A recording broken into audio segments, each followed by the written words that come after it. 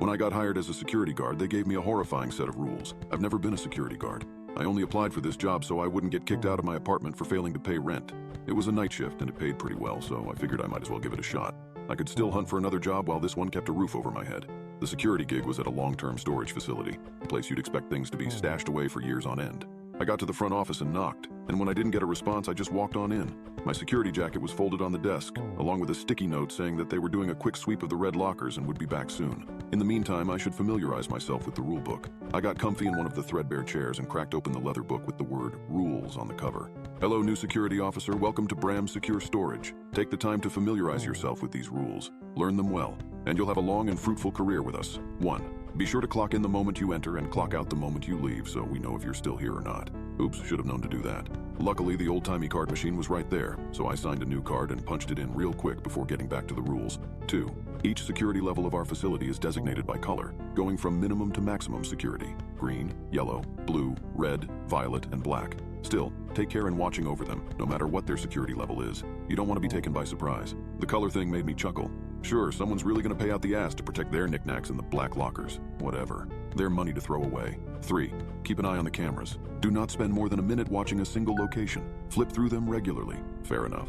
I skidded my chair over to the computers and started clicking the button. The dinosaur of a computer screen went fuzzy for a second before it changed to a different camera. I got a good chuckle out of seeing that the red lockers were actually painted red. 4. The nights are long. You may think you hear something inside of the lockers. Do not look inside, it's just a rat. Kinda weird phrasing, but fine. 5. Violet lockers are protected by a voice lock and need a specific password. To open these lockers, whisper the password into the lock itself, and wait for the screaming to stop before you open it. Only open them if the requirements in Section F hooded figures are met. What? I almost laughed out loud at that. Screaming? What was this, some kind of a joke? Nonetheless, I kept reading. 6. If someone breaks into the facility, do not interfere. Lock yourself in the office and only observe from the cameras. Any mess left behind will be handled by the janitorial staff in the morning. Mess? What the hell?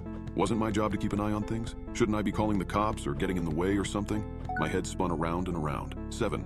If there is a disruption in the green or yellow lockers, refer to Section B of this book. If there is a disruption in the blue lockers, refer to Section C. Do not wait for your partner to return. They won't be the same if they do.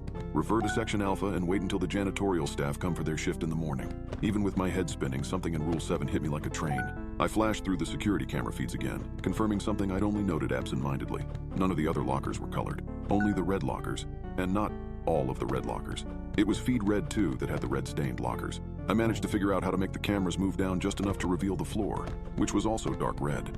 And I saw a hand just at the corner of the frame lying still. Too still. Shit. I almost bolted out of the room, trying and see if there was anything I could do for that poor guy. But then I remembered the whole rule. Don't go alone. My predecessor had clearly already made that mistake, and look where it got him. So instead, I locked the door and headed back to the desk.